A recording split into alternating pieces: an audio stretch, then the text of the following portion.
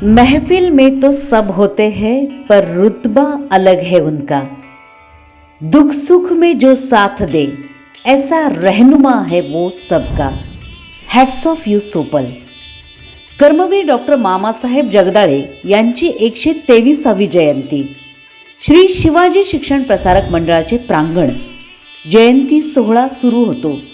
प्रमुख पाहुणे बार्शीचे सुपुत्र अखिल भारतीय मराठी साहित्य संमेलनाचे अध्यक्ष प्राध्यापक मिलिंद जोशी बोलायला उभे राहतात। व्यासपीठावर उपस्थित अतिथींची नावे घेताना जोशी म्हणतात, आपल्या व्यासंग आणि विद्वत्तेच्या जोरावर विधिमंडळाचे सभागृह गाजवणारे दिलीप सोपल यांच्यासारखे नेते खूप कमी आहेत। त्यांचं महत्त्वाचं वैशिष्ट्य म्हणजे ज्येष्ठ साहित्यिक, कवी महानोर आणि रामदास फुटाणे यांच्यासारख्या दिग्गजांबरोबर गप्पा मारताना दिलीप सोपल यांच्या साहित्य प्रेमाचा विषय निघतो। टाळ्यांचा कडकडाट होतो। जिल्हा परिषद पंचायत समितीची निवडणूक, उपमुख्यमंत्री एकनाथ शिंदे यांची वैरागमधील विद्या मंदिर प्रशालेच्या आवारातील सभा। शिंदे बोलायला उभे राहतात, उत्स्फूर्तपणे म्हणतात, दिलीप सोपल 7 वेळा निवडून आले, त्यांच्याबरोबर जुनी मैत्री आहे। 2 वेळा ते निवडून आले नाहीत तेव्हा त्यांची विधिमंडळातली उणीव जाणवली। सोपल हे अजातशत्रू व्यक्तिमत्व आहे।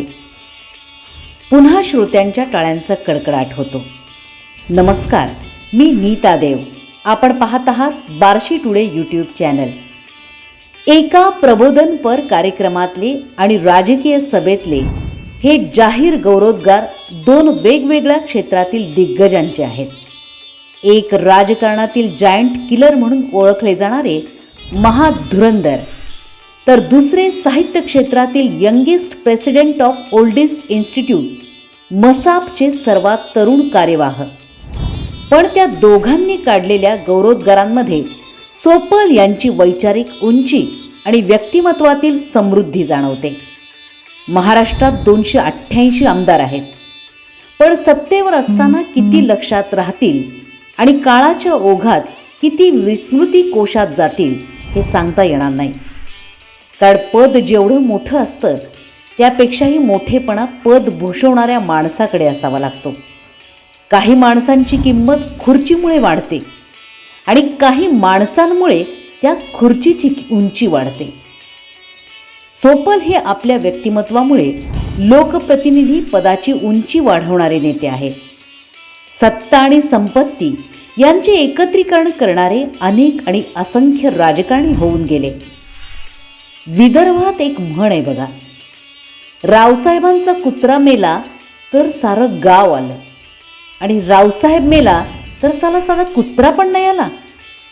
याचा अर्थ असा आहे, आपण जेव्हा सत्ता पदांवर असतो तेव्हा त्या पदाला न्याय देत सर्वसामान्य जनतेची बांधिलकी ठेवत कोणापुढेही पदाचा बडेजाव न करता आणि सर्वसामान्य जनतेच्या हृदयात स्थान मिळवून वागायचं असतं।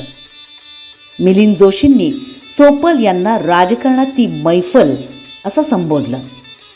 यापूर्वी सुद्धा कैलासवासी गिरीश बापटांपासून नाना पटोलेंपर्यंत अनेकांनी सोपल यांच्या व्यक्तिमत्वाबद्दल कौतुकाचे, प्रशंसेचे उद्गार काढले आहेत। सर्वसामान्य माणूस थेट सोपल यांच्यापर्यंत पोहोचतो आणि आपलं गाऱ्हाणं त्यांना सांगतो।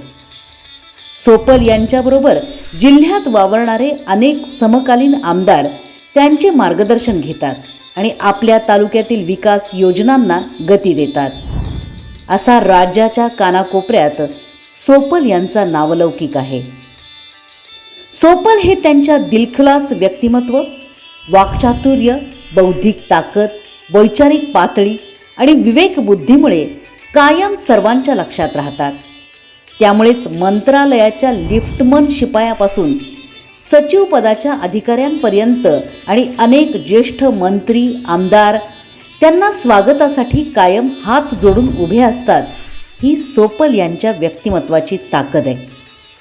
राजकारणात सत्ता येते आणि जाते, पदांची संधी मिळते आणि हुकते, पण लोकांच्या मनावर अधिराज्य गाजवणारे सोपल यांच्यासारखे नेते मात्र एकमेवाद्वितीयच। दौलत, इज्जत, शोहरत, उल्फत चाहते सब कुछ इस दुनिया में रहता नहीं। आज मैं हूँ जहाँ कल कोई और था, यह भी एक दौर है, वो भी एक दौर था। Hats off you Sopal.